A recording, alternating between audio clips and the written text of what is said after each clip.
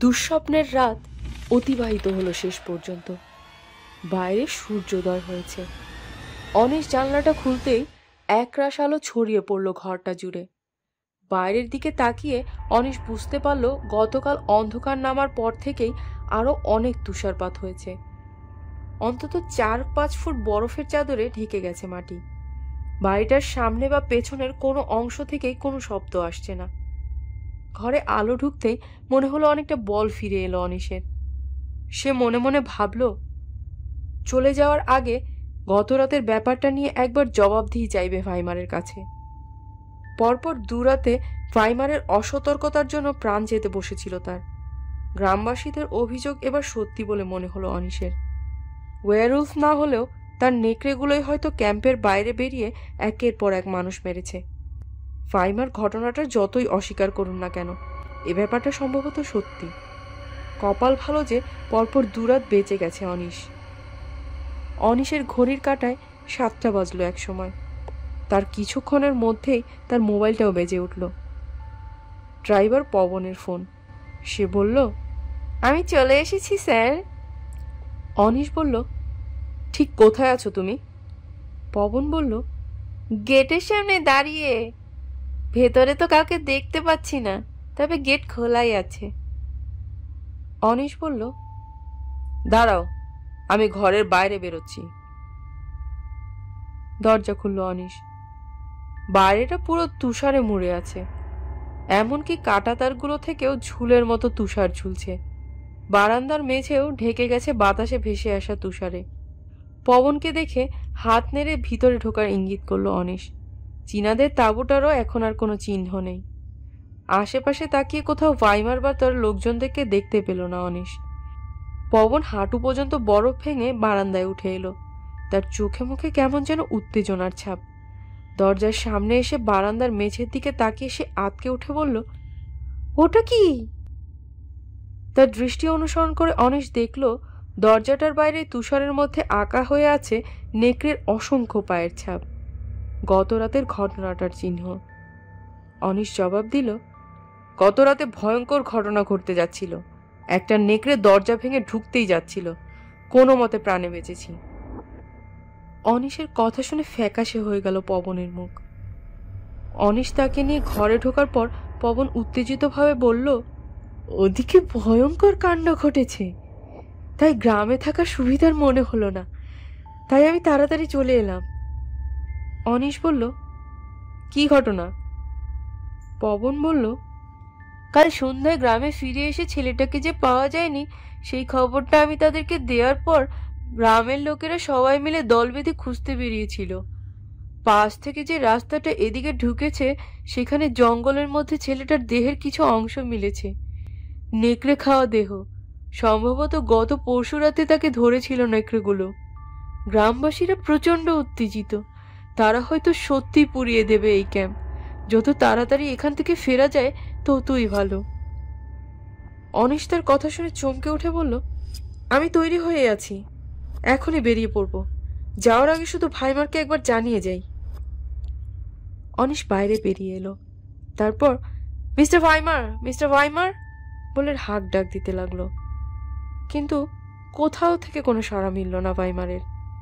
বারান্দার সার বাঁধা একটার পর একটা ঘরগুলো দেখলো দুজনে মিলে। সব কটা ঘর একেবারে তালাবদ্ধ। এমনকি অনিশ প্রথম দিন যে ঘরে এসে বসেছিল সেটাও তালা দেওয়া। অনিশ বলল, ভাইমার নিশ্চয়ই তবে বাড়ির পেছনের দিকে আছেন, চলো দেখি সেখানটাতে। অনিশ আর পবন বারান্দা থেকে নামতেই তাদের প্রায় হাঁটু পর্যন্ত ডুবে গেল তুষারের মধ্যে। বরফ ভেঙে তারা বাড়ির পেছন দিকে যাচ্ছিল। কিন্তু সেই সময় একটা আর্মির জিপ এসে থামলো গেটের সামনে। গাড়ি থেকে নামলেন ছেত্রী সাহেব সহ আরো 5 জন অস্ত্রধারী সেনা। শটান গেট খুলে তারা প্রবেশ করলেন ভেতরে। অনিশ থমকে দাঁড়িয়ে পড়ল তাদের দেখে। অনিশদের সামনে এসে দাঁড়ালেন লেফটেন্যান্ট ছেত্রী। তিনি প্রশ্ন করলেন, এখানে যে চীনাদের দলটা ছিল তারা কোথায়? অনিশ জবাব দিল, কাল সন্ধ্যায় তাদের তাঁবু ছিল, সকালে উঠে আর দেখতে পাচ্ছি না। থমথম করছে লেফটেন্যান্ট ছেত্রীর মুখ। তিনি বললেন, শুনেছেন নিশ্চয়ই, কাল রাতে সেই নিখোঁজ ছেলেটার নেকড়ের খাওয়া দেহ মিলেছে। ভাইমার সাহেব কই? তিনি হয়তো ঘটনাটা বলতে পারবেন। আমার ধারণা তার নেকড়েই পরশু রাতে কাণ্ডটা ঘটিয়েছে। অনিশ জবাব দিল, হ্যাঁ, এখন আমারও তাই ধারণা। কাল আর পরশু 2 দিন রাতেই দুটো নেকড়ে আমার ঘরের দরজা ভেঙে ভেতরে ঢোকার চেষ্টা করেছে। ফিরে যাওয়ার আগে তাকেই আমরা খুঁজতে যাচ্ছিলাম। হয়তো তিনি বাড়ির পেছনের অংশেই আছেন। লেফটেন্যান্ট বলল, তবে চলুন ওইদিকে। বাড়ির পেছন দিকে এগুলো তারা সবাই মিলে। যেতে যেতে লেফটেন্যান্ট অনিশকে প্রশ্ন করলেন, আপনি কি গতকাল সন্ধ্যার পরে বাইরে বেরিয়েছিলেন? অনিশ জবাব দিল, না, কেন বলুন তো? লেফটেন্যান্ট ছেত্রী জবাব দিলেন, এমনি জিজ্ঞেস করলাম। কিন্তু অনিশের জবাব শুনে লেফটেন্যান্টের সঙ্গে এক মুহূর্তের জন্য দৃষ্টি বিনিময় হলো তার এক সেনার। ব্যাপারটা অনিশের চোখ এড়ালো না। অনিশরা বাড়ির ঠিক পিছনে গিয়ে উপস্থিত হলো। সেখানে ভাইমার বা তার কোনো লোকজনই নেই। সেই চীনাদের দল বা তাদের ভারবাহী পশুগুলোও নেই। আর এরপরেই তাদের নজরে পড়ল খাঁচাগুলোর দরজাতে। দরজাগুলো সব খোলা, কোনো খাঁচাতেই কোনো প্রাণী নেই। বিস্মিত অনিশ বলে উঠল, নেকড়েগুলো সব কোথায় গেল? বিস্মিত হয়েছে সবাই। কয়েক মুহূর্তের জন্য হতবাক হয়ে গেছে। লেফটেন্যান্ট ছেত্রী বললেন, সম্ভবত বিপদ আঁচ করে পশুগুলোকে নিয়ে পালিয়েছেন ভাইমার। তবু ক্যাম্পটা একবার ভালো করে খুঁজে দেখতে হবে। লেফটেন্যান্টের নির্দেশ পেয়ে সঙ্গে সঙ্গে চারপাশে ছড়িয়ে পড়ল সেনারা। অনিশ বলল, কিন্তু প্রাণীগুলোকে নিয়ে কোথায় যাবেন ভাইমার? লেফটেন্যান্ট জবাব দিল, সম্ভবত সীমান্তের ওপারে। চীনা সেনারা তো প্রাণীগুলোর ব্যাপারে আগ্রহী। হয়তো ওই চীনা রসদ সরবরাহকারী দলের সাহায্যে বা অন্য কোনোভাবে চীনা সেনাদের সঙ্গে যোগাযোগ করেছে ভাইমার। পশুগুলোকে নিয়ে তিনি ওপাশে চলে গেলে আমাদের কিছু করার থাকবে না আর। যদিও আপনাকে সব কথা বলা ঠিক না, তবুও বলি, চীনা সৈনিকদের একটা বেতার বার্তা ধরা পড়েছে আমাদের কাছে। সাংকেতিক সেই বেতার বার্তায় তারা নিজেদের মধ্যে খোঁজ খবর নিচ্ছিল যে ওই চীনা ব্যবসায়ীদের দলটা এই ক্যাম্পে এসে পৌঁছেছে কিনা। অর্থাৎ ওই লোকগুলোর সঙ্গে চীনা ব্যবসায়ীদের কোনো সম্পর্ক আছে। সেই জন্যই তাদের জিজ্ঞাসাবাদ করতে এখানে এসেছিলাম আমরা। লেফটেন্যান্ট ছেত্রীর পাশে একজন সেনা দাঁড়িয়েছিল, তার পিঠে বাঁধা ওয়্যারলেস সেট। ছেত্রী তাকে বললেন, 824 আউটপোস্টের স্নো আউলকে ধরে দাও।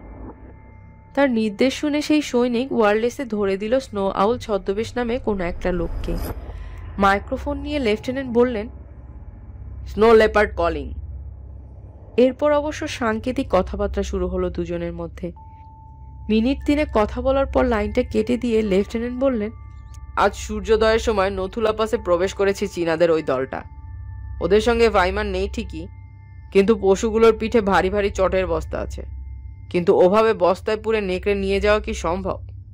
তারা ডাক ছাড়বে, ছটফট করবে, অনায়াসে চটের বস্তা ছিঁড়ে বেরিয়ে আসবে। পশুগুলোকে নিয়ে ভাইমার কোথায় গেলেন ভাবতে লাগলেন ছেত্রী। নেকড়ে তো আর কুকুর নয় যে চেঞ্জে বেঁধে কোথাও নিয়ে যাওয়া যাবে। তার উপর অমন 5-5টা হিংস্র নেকড়ে। যেসব সেনারা ক্যাম্পের ভেতরে ভাইমারকে খুঁজতে গিয়েছিল তারা এসে জানালো যে ভাইমার কোথাও নেই। তবে গেল কোথায়? হঠাৎ অনিশের একটা ঘটনার কথা মনে পড়ল। সে বলল, হ্যাঁ, ওভাবে কিন্তু প্রাণীগুলোকে বস্তাবন্দি করে পাচার করা সম্ভব। বিস্মিত লেফটেন্যান্ট জানতে চাইল, কিভাবে? অনিশ বলল, আফ্রিকার রোডেশিয়াতে একবার একটা চিতা হানা দিচ্ছিল গ্রামে। গ্রামবাসীরা তাকে ফাঁদ পেতে ধরে খাবারে ঘুমের ওষুধ মিশিয়ে তাকে বস্তাবন্দি করে বাঁশের মধ্যে ঝুলিয়ে নিয়ে এসেছিল আমাদের রেস্কিউ ক্যাম্পে। নেকড়েগুলোকে যদি ঘুমের ওষুধ বা ইঞ্জেকশন দেওয়া হয়ে থাকে, 8-9 ঘন্টা অনায়াসে এভাবে ঘুম পাড়িয়ে রাখা যায় ওদের। ভাইমার অভিজ্ঞ লোক, তিনি নিশ্চয়ই এই ব্যাপারটা জানতেন।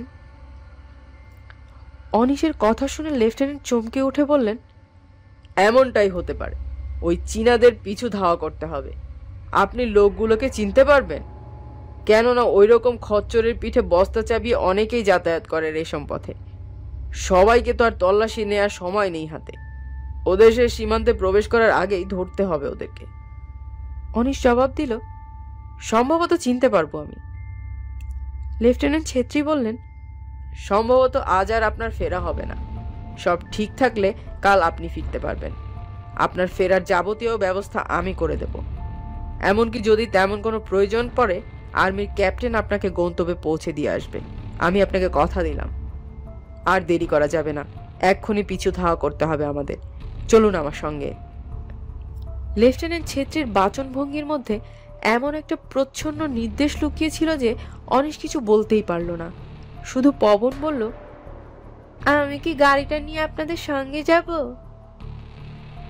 ছেত্রী পকেট থেকে সঙ্গে সঙ্গে একটা কার্ড বার করে পবনের হাতে ধরিয়ে দিয়ে বললেন, এতে আমার ফোন নাম্বার আছে, প্রয়োজন হলে ভাইমার ফিরে আসার সঙ্গে সঙ্গে যোগাযোগ করবে আমার সঙ্গে। তাছাড়া তোমার স্যারের ফোন নাম্বার তো নিশ্চয়ই তোমার কাছে আছে, তুমি এখানেই থাকবে। অনিশ বলল, তুমি বরং আমার ঘরে গিয়ে অপেক্ষা করো, ওখানে আমার জিনিসপত্র সবই রাখা আছে। লেফটেন্যান্ট ছেত্রী অনিশকে তাড়া দিলেন, দেরি হয়ে যাচ্ছে, চলুন চলুন।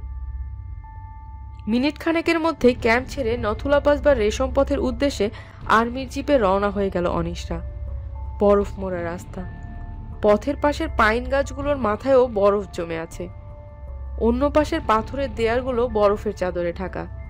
আর্মির গাড়িটার চাকার চাপে দুপাশে ছিটকে যাচ্ছে বরফের সাদা কাদা। সকলেই নিশ্চুপ। লেফটেন্যান্ট আর তার সেনারা হিমশীতল মুখে বসে আছে। অনিশ বুঝতে পারল তাদের সবার ভেতরে প্রচন্ড উত্তেজনা কাজ করছে। অনিশ নিজেও ভেতরে ভেতরে প্রচন্ড উত্তেজিত। মাঝে মাঝে প্রচন্ড দুলে উঠছে গাড়িটা, মনে হয় এই বুঝি উল্টে যাবে সেটা। তবু কারো মুখে কোনো ভাবান্তর হচ্ছে না। একসময় পাশের কাছাকাছি চলে এলো গাড়িটা। তার আগে পথের পাশে পাইন বন যেখানে শেষ হয়েছে তার কিছুটা আগেই বনের ভেতরে আঙুল তুলে দেখিয়ে ছেত্রী বললেন, ওর ভেতরে এই ছেলেটার দেহাবশেষ পাওয়া গেছে। মাথা আর কাঁধ বাদ দিয়ে দেহের পুরো অংশটাই সাবার করে দিয়েছে নেকড়ের দল। পাশে প্রবেশ করলো গাড়িটা। বরফ মোড়া রাস্তা, সংকীর্ণ পথের দুপাশে কোথাও বরফের দেয়াল, আবার কোথাও খাদ। গাড়ি চলতে লাগলো ওপরের দিকে। কখনো গাড়িটা খাড়া উপরের দিকে উঠছে, আবার কখনো চুলের কাটার মতো বাঁক নিচ্ছে। বরফে ঢাকা রাস্তায় চাকা পিছলালেই যে কোনো মুহূর্তে উল্টে যেতে পারে গাড়ি। এ পথে কাউকে উপরে উঠতে দেখা যাচ্ছে না, তবে মাঝে মাঝে 2-5 জনের ছোট ছোট দল উপর থেকে নামছে। তাদের সঙ্গে নারী শিশুরাও আছে, কখনো বা ভারবাহী খচ্চর বা গাধা। অনিশ জানতে চাইল, এই লোকগুলো কোথায় যাচ্ছে? লেফটেন্যান্ট জবাব দিলেন, পাশের ওইদিকে 2-4টে ছোট ছোট গ্রাম আছে, বরফ পড়েছে বলে ওরা নিচে নেমে আসছে। এই 3 মাস ওরা নিচেই থাকবে, আর গ্রামগুলো জনশূন্য অবস্থায় বরফের নিচে চাপা পড়ে থাকবে। পাস বা রেশম পথ ধরে আরো কিছুটা উপরে ওঠার পরই ঝিরিঝিরি তুষারপাত শুরু হলো। তার সঙ্গেই বইতে লাগলো কনকনে ঠান্ডা বাতাস।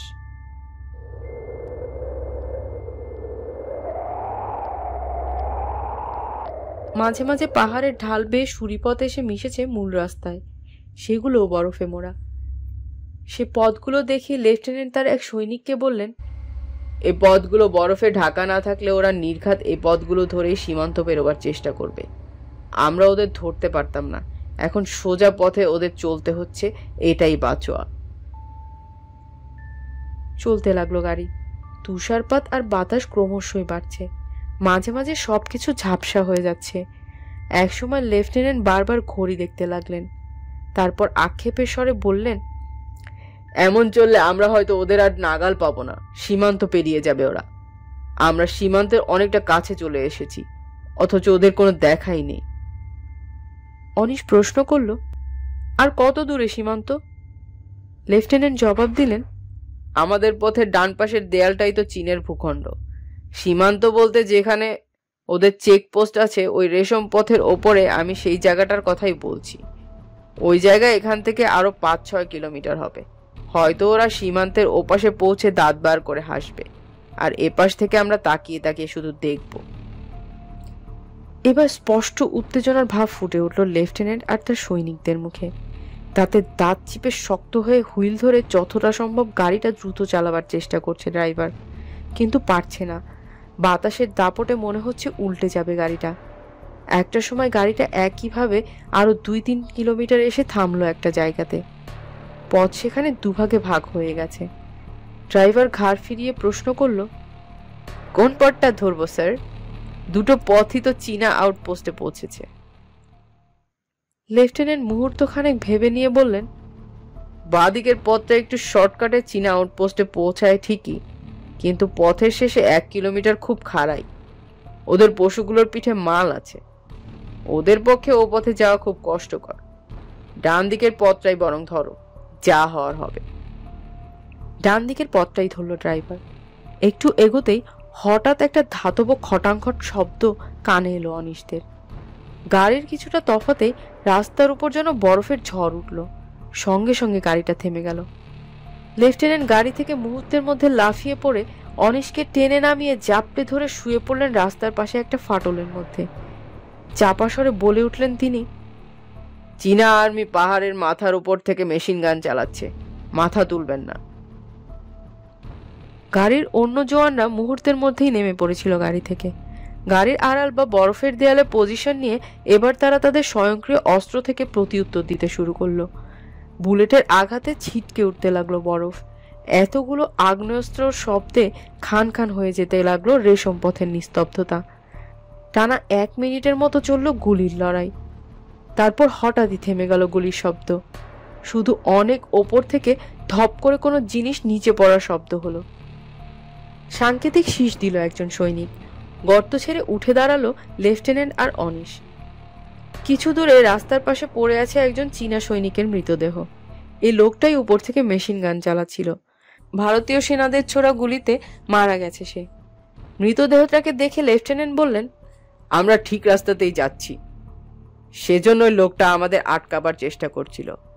আর এক মুহূর্ত সময় নষ্ট করা যাবে না, চীনাদের দলটা এখনো সীমান্ত পেরোতে পারেনি। সঙ্গে সঙ্গে লাফিয়ে গাড়িতে উঠল সকলে। আবার চলতে শুরু করলো গাড়ি।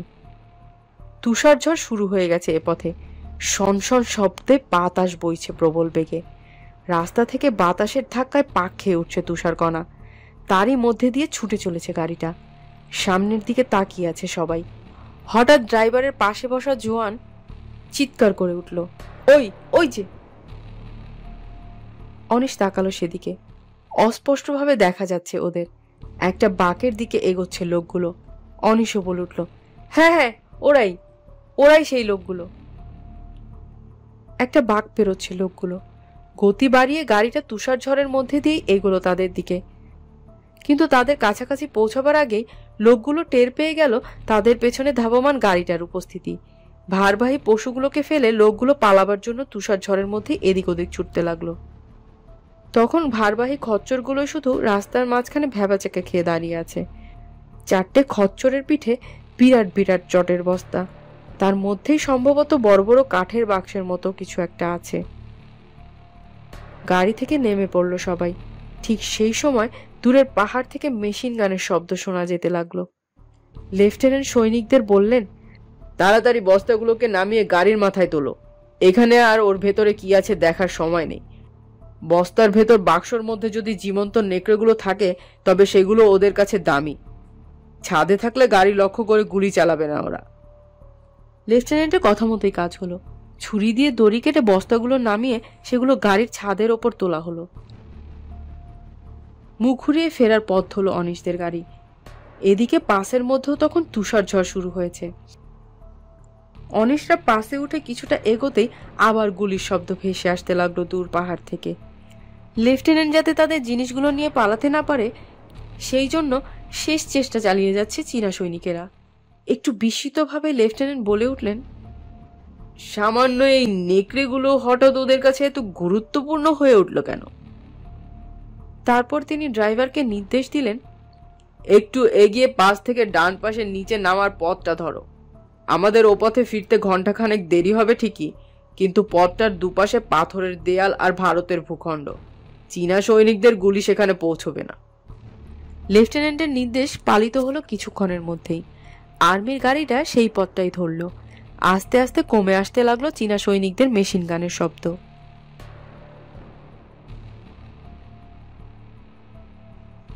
বন্ধুরা, কি থাকতে পারে বস্তাগুলোর ভেতরে?